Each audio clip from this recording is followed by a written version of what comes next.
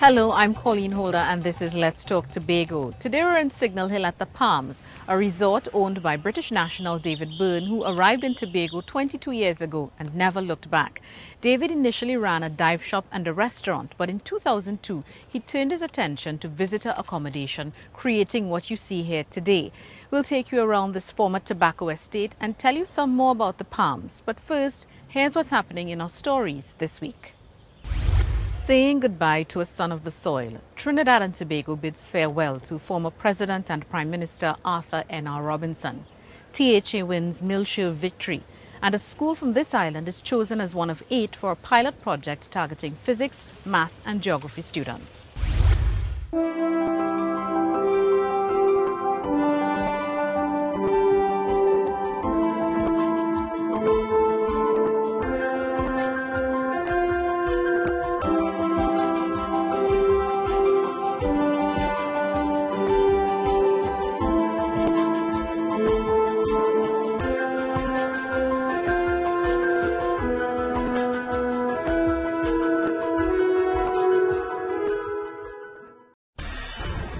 Tobago, ready to provide your community with the highest degree of professional services in emergency response. Contact CERT Mariah at 660-0065 or CERT Speyside at 660-6096.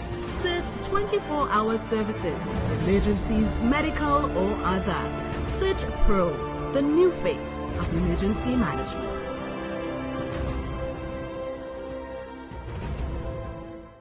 This is Let's Talk Tobago. Welcome back and thanks for joining us at the Palms in Signal Hill. This place is set on 10 acres of land and is designed so that each villa has its own swimming pool. But the owner wanted this to be a place where families are also comfortable even as they relax. He ensured that the children's pool is strategically located between the villa and the adult pool, which allows parents to keep their eyes on their little ones. The grounds also have a swing and a slide set. But that's enough about our location for now. Let's switch gears to bid farewell to one of Tobago's most outstanding sons, Arthur N.R. Robinson, who died on the morning of Wednesday, April 9th. And on Tuesday, April 29th, this country began the process of saying its official goodbye. The 5-day state funeral began in Trinidad, allowing officials and the public to view his body at the Parliament. On Thursday, May 1st, there was a state ecumenical service at the National Academy for the Performing Arts. The body was flown to Tobago on the same afternoon, and the following day, Tobagonians got their chance to pay their respects and say farewell to the man credited with fighting for this island's autonomy and the restoration of the Tobago House of Assembly. The state ecumenical service and the interment in Tobago took place on Saturday, May 3rd. Now, no story about this island's fight for internal self-government is complete without reference to Mr. Robinson, but more than 4 decades after he laid the groundwork, that quest continues. For some, this shouldn't be an issue given what the Tobago House of Assembly Act of 1996 states. This piece of legislation stipulates that the THA is the island's governing body with 32 areas of responsibility. Nevertheless, there are those who believe this is subject to interpretation, which often leads to questions about what the Assembly is responsible for and what the central government can get involved in. But as Omidar Mills tells us, there are moves to ensure that the autonomy Tobago currently enjoys isn't trampled on. Since 2010, the THA administration noticed that the present central government, along with its agencies, has been operating in ways which undermines the rights and responsibilities of the Assembly. And those observations have been confirmed by a committee which was set up in January this year to examine if and in what areas there has been infringements on Tobago's autonomy. The committee's report states that although there had been incursions under every central government and administration since 1980, the threat has never been as pervasive as over the past 4 years. It was also found that infringements on the Assembly's legal responsibilities manifest themselves in government's legislation. But that's not all. This interference also limits THA's input on national boards, even in instances where the business of the board directly impacts the island. Before 2010, the Tobago House of Assembly was represented on 54 boards and committees at the national level. Now it's less than 10. And there's the battle about who's responsible for Tobago's operations in the areas such as health with the appointment of the TRHA board, agriculture with the reforestation program, and even with the appointment of jobs where people's responsibilities in the government agencies are the same as the Assembly's secretaries. In hopes of finding a resolution, Mr. London has suggested the setting up of a monitoring agency, the judicial review of the Act, as well as more collaboration between the Assembly and the central government in the affairs of Tobago.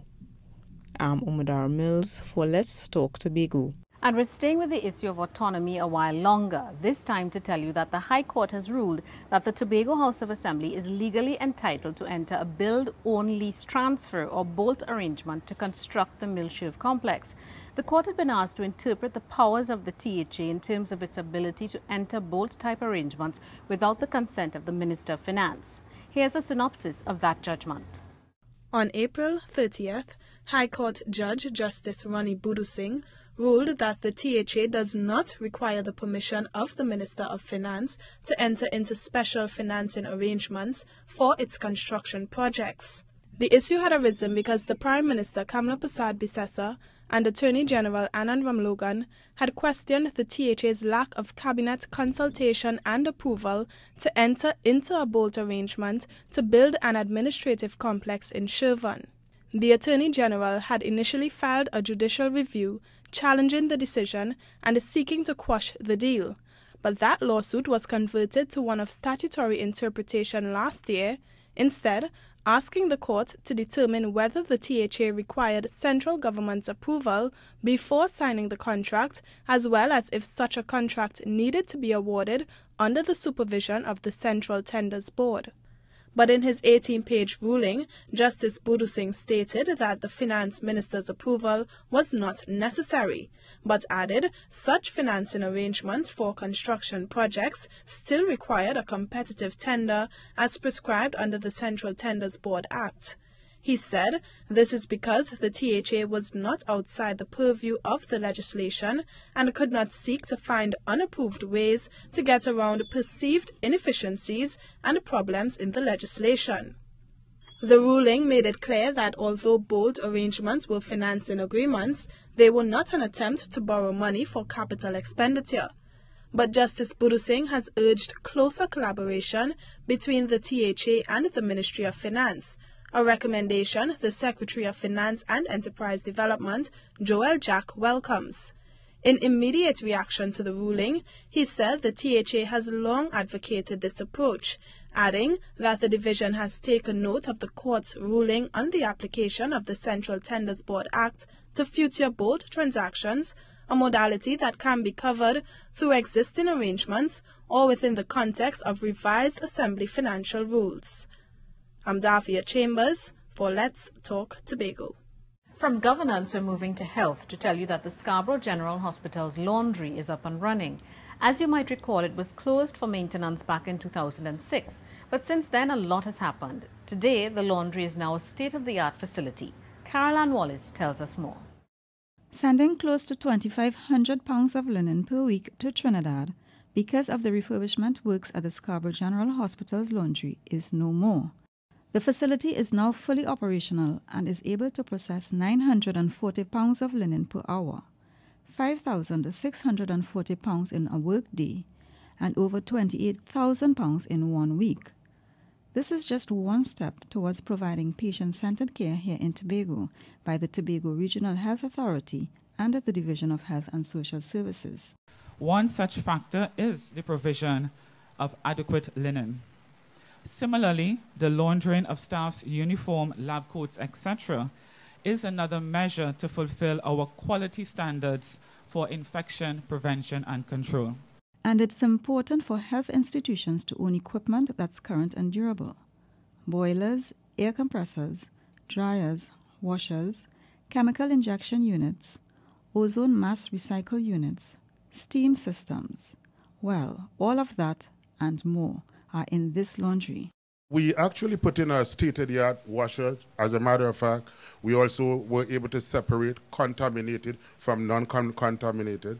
And we have a little bubble, I call it, where you could see the guys in the dirty area, you know, and there is a physical barrier between dirty and clean. We also give you all a Ferrenta line, and the Ferrenta line is the dry cleaning line. That is the Cadillac of dry cleaning equipment. But the laundry won't only offer services to the hospital and health centers on the island. This ultra-modern facility has also expanded its services since it has the capacity to offer commercial services. The facility also boasts of a dry cleaning unit that can provide services to our police, fire, and military staff, to name a few entities apart from the general public.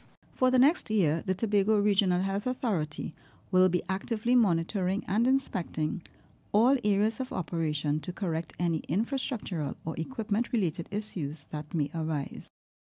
I am Caroline Wallace for Let's Talk Tobago. It's time to take a break, but coming up, Signal Hill Secondary is chosen as one of 8 schools for a special pilot project.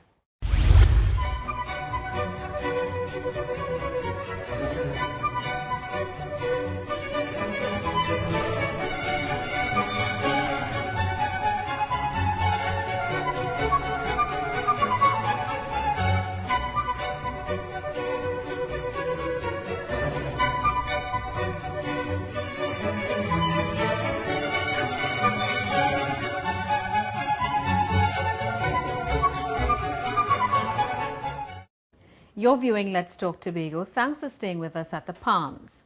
Each of the 5 villas is identical in layout. They all have spacious living rooms and bedrooms with double doors that open onto an airy veranda. But that's where the similarities end. Each provides different scenic views of the grounds, and they are uniquely named: Batty Mamselle, Hummingbird, Tea, Mango, and Tranquility. But it's probably been anything but tranquil in the Charlottesville area. The residents there have been affected by a very dry season this year, so much so that they've had to make do with a reduction in their supply of water by as much as 30%, even though the community receives water from 2 wells as well as an intake system at Campbellton. But relief is on the way. Here's why. The residents of the quiet fishing village of Charlottesville will soon have a better supply of water when the Water and Sewage Authority, WASA, convert their intake system into a water treatment plant.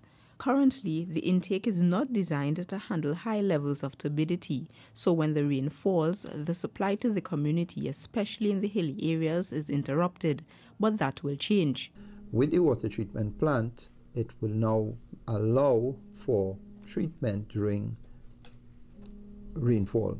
It would be able to handle, it will provide more reliability, you know, and with the advent of the water treatment plant. And there are more benefits which will come. It would provide, 1, a better quality of supply, and 2, part of the upgrade would involve increase in storage capacity, so it will allow us to produce more water. The works are expected to start in the 3rd quarter of this year and to take 8 to 12 months to complete. WASA is giving the assurance that during the conversion there will be minimal interruptions in their supply of water. I'm Umudara Mills for Let's Talk Tobago.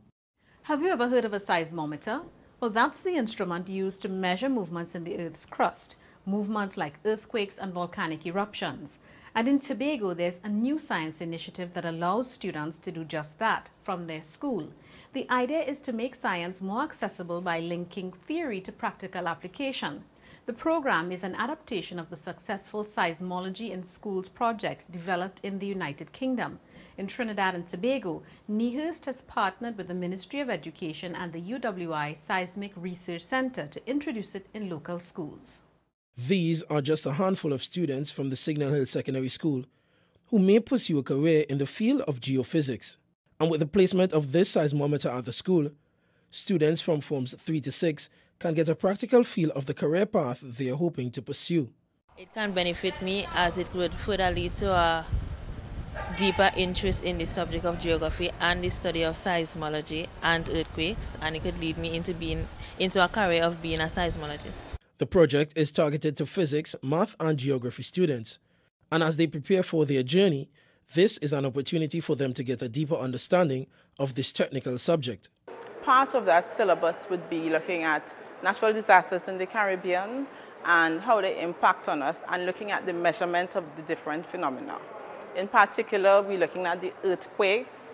The students now would be able to identify various earthquakes that would have occurred in the Caribbean region and be able to pull different stations within the Caribbean and look at the different waves and be able to locate for themselves the actual earthquake. One of the goals of the project is to encourage teachers to use seismology as a means of teaching physics with the Earth as a natural laboratory. Ms. Moore says the data will be collected and studied using seismic analysis software.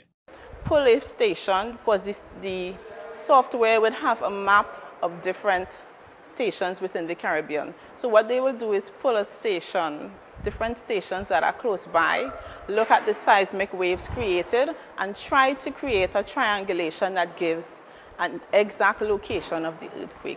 Signal Hill Secondary School has been chosen as one of the 8 pilot schools for this project, and these students are some of the first in the Americas to join the global network of students in the program. I'm Keishon Wilson for Let's Talk Tobago. We're still on the school theme, but this story involves a visit to some of our educational institutions by one of our famous sons of the soil.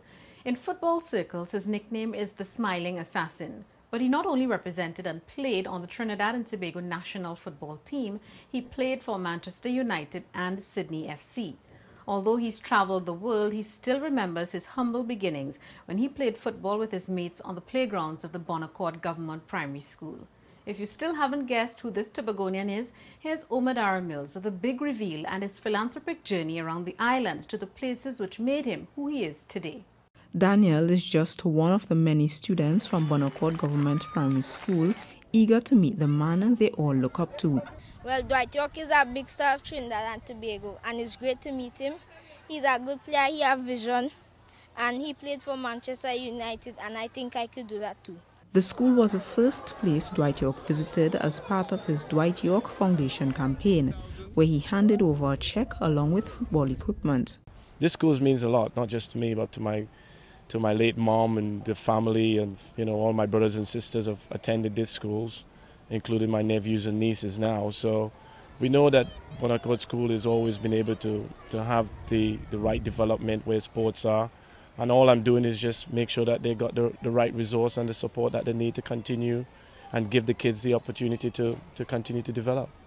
The school's sports master, Jerome Morgan, says he's grateful for the donations, explaining that more resources will help the school's football teams improve their game. Sometimes equipment can be very expensive.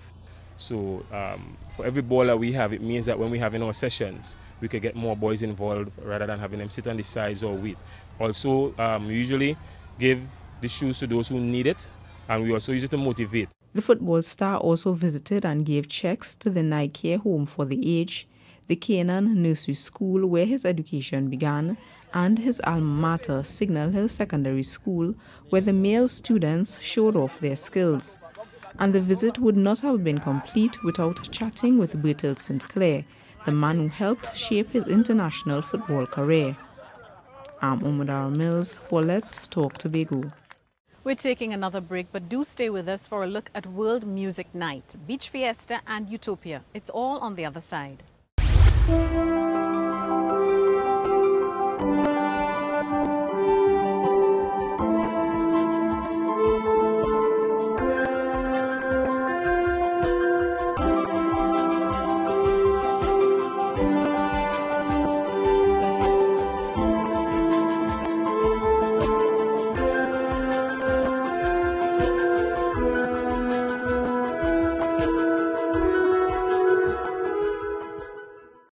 Welcome back. You're viewing Let's Talk Tobago, and we're coming to you from Signal Hill at the Palms. 10 acres of land leaves room to host a lot of activities, and we're told that the Palms is favored for weddings. One option is to have the ceremony right here in the gazebo. And there's also a fish pond right behind, surrounded by a footpath with the flora providing a picturesque backdrop. And that's exactly what Pigeon Point provides each year for the Tobago Jazz Experience. Acts from near and far perform at the scenic beach. And in case you missed it, there are some highlights from the biggest night of them all, a taste of Beach Jazz Fiesta and World Music Night. John Legend again. So I've seen him before, but I'd love to see him again. I was really interested in seeing John Legend tonight. I can't wait to see him perform. John Legend, of course. That's my favorite entertainer. That's the cleanest man in America. What would I do without your smart mouth? Drawing me in and you kicking me out. That's what they came for. The main artist for the Tobago Jazz Experience 2014 at World Music Night. And Grammy Award winner John Legend did not disappoint. Tonight's the night we lose control. Baby, give me that. Believe that I'll be the best you ever had. R&B singer Brandy delivered an energetic performance of her hits. Your man just took over. Started doing things that made me notice you even more. When the night falls, my lonely heart. World Music Night also included local acts Delina Dan and Iowa George. This ain't no bad. I am a new man. I'm plugging my hand on. Come again, come again. And the musical repertoire for the big weekend included Sharon Phillips, Keisha Cole, and Earth, Wind and Fire.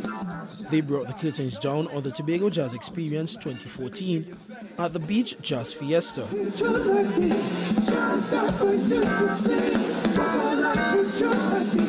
Those who experienced the biggest jazz event of them all, the patrons, thoroughly enjoyed themselves. I'm having a good time. I've never been to the jazz, so this is my best time. So I had to walk on by to can't be my lover. I'm Keishon Wilson for Let's Talk Tobago.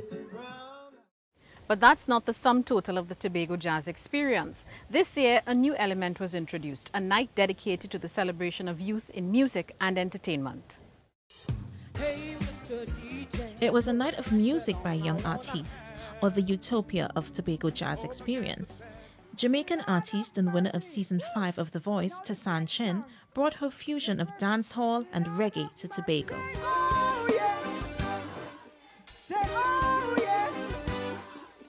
There's times when I want something more, someone more like me. Yeah, there's times when this dress rehearsal seems incomplete. But you see the colors in me like no one else. We're hanging, yeah.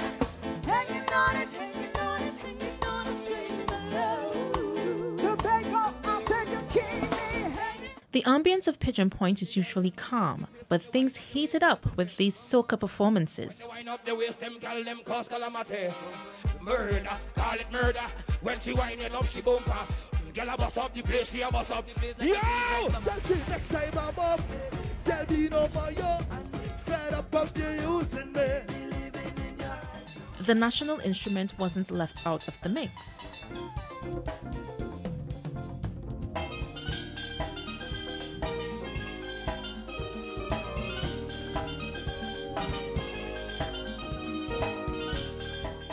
And with this, Utopia lived up to all the Tobago Jazz Experience promises, a celebration of jazz mixed with the music of Trinidad and Tobago, and then some more. I'm Janelle Winchester for Let's Talk Tobago. And there was something else happening in the midst of all this. Tobago Fashion Coda, a runway show set at the pool area of the Magdalena Grand Beach and Golf Resort. A triple threat of food, fashion and entertainment. That was Tobago Fashion Coda 2014 with its designs dubbed a romance resort.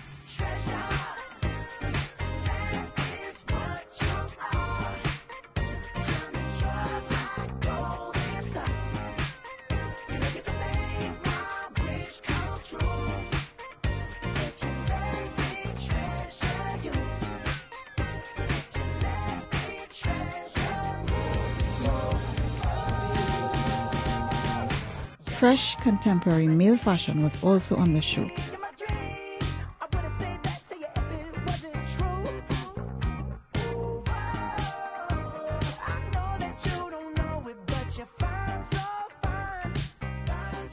And then some edginess with a pinch of Tobago love.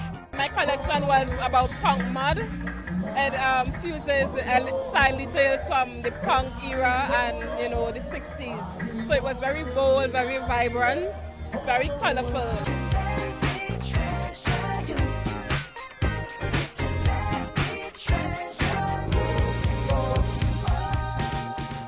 The show's producer, Don Grant, says he's once again pleased with the outcome. The theme Tobago Love really worked. We put the love in that collection. I think everybody, it was Romance Resort, and the designers just did a wonderful job. It's so very important to have our local product exported to the world. And with the inspiration coming from the island, designer Claudia Pegas was also happy with her showing and the Tobago fashion coda in its entirety. I think that I did Tobago proud because the inspiration for the collection was Tobago, and I'm glad to be here. I've seen a lot of improvement between last year and this year, so I think Fashion Coda is going from one level to another. It's stepping up. This is the second edition of Tobago Fashion Coda, which is partially sponsored by the Division of Community Development and Culture. I'm Caroline Wallace for Let's Talk Tobago. And it's time to have Your Say, the segment of our program where we hear from you, our viewers. Now, by all accounts, this edition of the Tobago Jazz Experience lived up to all the hype, but the event is advertised as much more than music. The organizers often go out of their way to explain the benefits that locals derive from the 9-day concert, but that's their official version. So today we're asking, how did Tobago benefit from this year's jazz experience? This is what you said. The jazz was spread out into the different locations in Tobago, Speyside, Castara. I think it allowed for more attention to be drawn to other areas of Tobago and kind of showcase the island a bit more. I think Tobago benefited from jazz in aspects of putting Tobago on the map. Came in terms of locations, you know, that we had a lot of like foreign tourists coming in just for jazz. And like they probably never heard of Tobago before, never seen what it was like. I think we would have benefited financially, and then on top of that, when you have people coming in and visiting the islands, I mean, they don't just come for the jazz, they would see Tobago. I think it benefits Tobago a lot, and they should have more of these events to let Tobago tourism rise more. I find this jazz this year was very big with the artists and them. So next year might be better.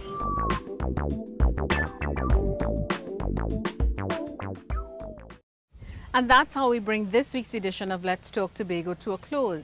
Remember, you can send us your comments or queries on anything you've seen in this program to information@tha.gov.tt or visit us at www.tha.gov.tt.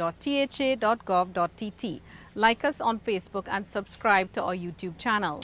I'm Colleen Holder, and on behalf of all of us at the Department of Information, have a safe and enjoyable week. And as we go, we want to leave you with some more images from the 5-day state funeral of Tobago's son of the soil, A.N.R. Robinson.